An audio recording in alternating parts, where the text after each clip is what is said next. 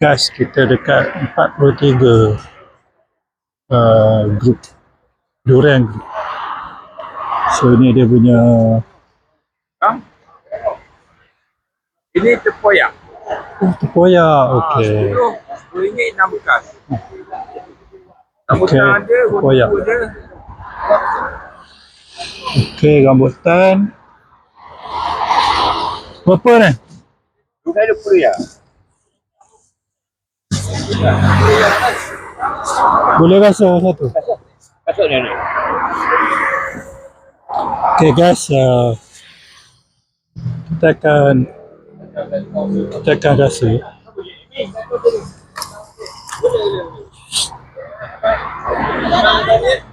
Oh, memangnya sedap ya.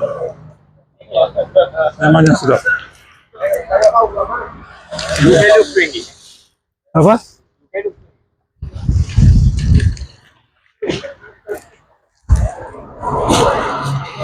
Yang tu berapa? Yang ni 4 kilo.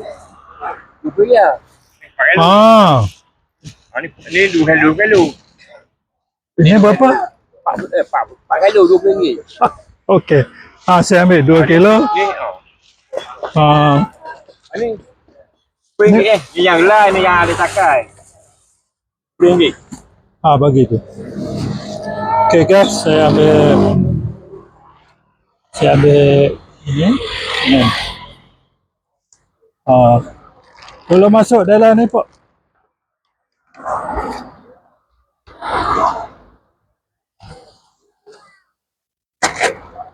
Ni rambutan. Dengan duku bayar mana? Ayo. Oh, ya, bayar ni. Duku bawa. Kasih bau. Pek diri. Pek diri. Oh, kasih bau. Rambutan. Balik Nak bayar.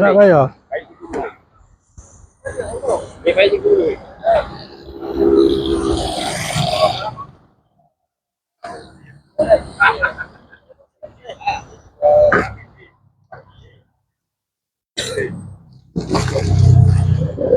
Buang mana? Banyak. Balik 30. Ingat beli 30.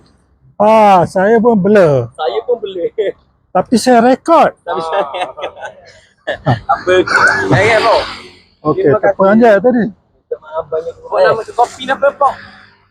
Okay guys, ini buah durian dia. Ini Musang King guys. Oh, Blackthorn 33. Musang King. Tupai berapa? Berapa je? 33. Oh, tupai 33.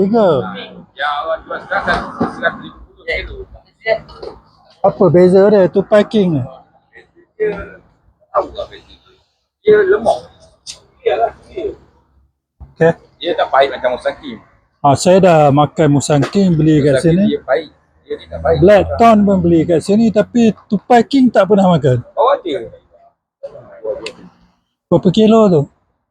2 kilo 10. Tengok berapa kilo ni? Berapa kilo berat dia? Berat dia. Pasal yang 2 kilo. Berat dia. Dia lupa. Dia lupa. Apa Musang King? Musang pun. Apa? Musang King pun tupai King pun tu. Tupai King guys. Tak cukup piti. Tak cukup piti. Tak. Boleh apa bro? Boleh yang tu.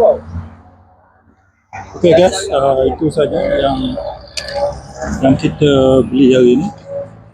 Terima kasih.